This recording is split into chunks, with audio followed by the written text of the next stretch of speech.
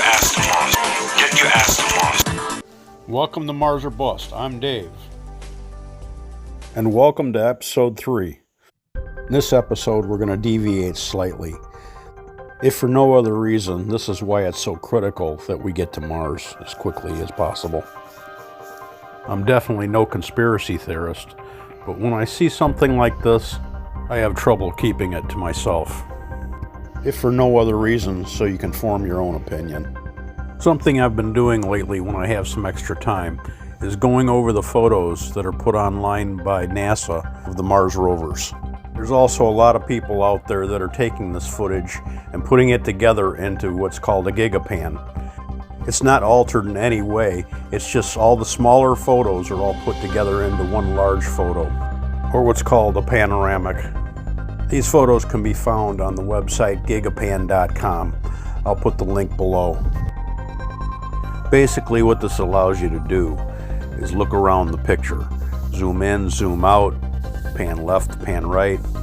If you find something interesting, you can zoom in real close and take a closer look. But this is where it gets interesting. People say you can see something and make it be whatever you want it to be. And I think that's what's going on with many of these things. Like if you look at the clouds, you can look up and see just about anything you want to see. You can see a dog or a clown. The thing is here, the item that I found in one of the pictures, I have a lot of trouble believing that this wasn't produced by an intelligent life form. To me, it's just not a natural item. And the fact that I found it on a photo that was taken on Mars, on a planet we're told there was never any intelligent life. The picture I'm referring to was taken by the Curiosity rover's mast cam. This was taken on Sol 1450.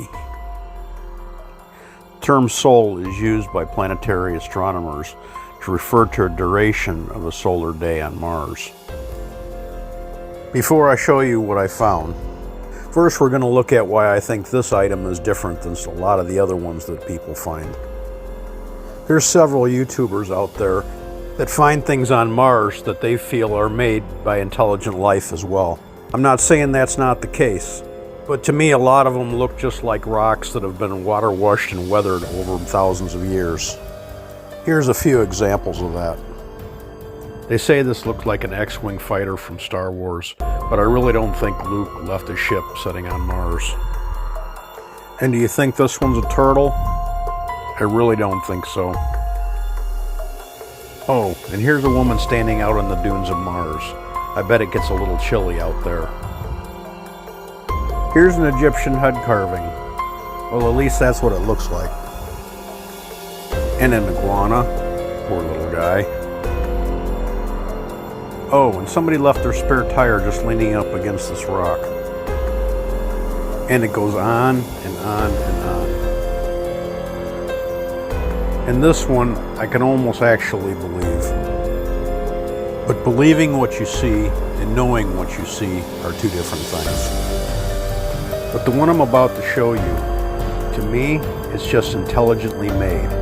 To me, it doesn't look like a rock of any kind. It has 90-degree angle, square corners, and jagged edges, as if it was ripped apart by some tremendous force.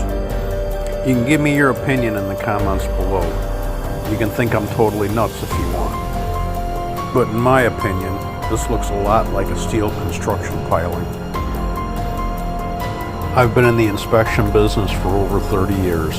I've inspected everything from nuclear plants to oil rigs. And yes, I've also inspected pilings. And to me, these look like interlocking sheet pilings used to retain either soil or water. This is not a rock.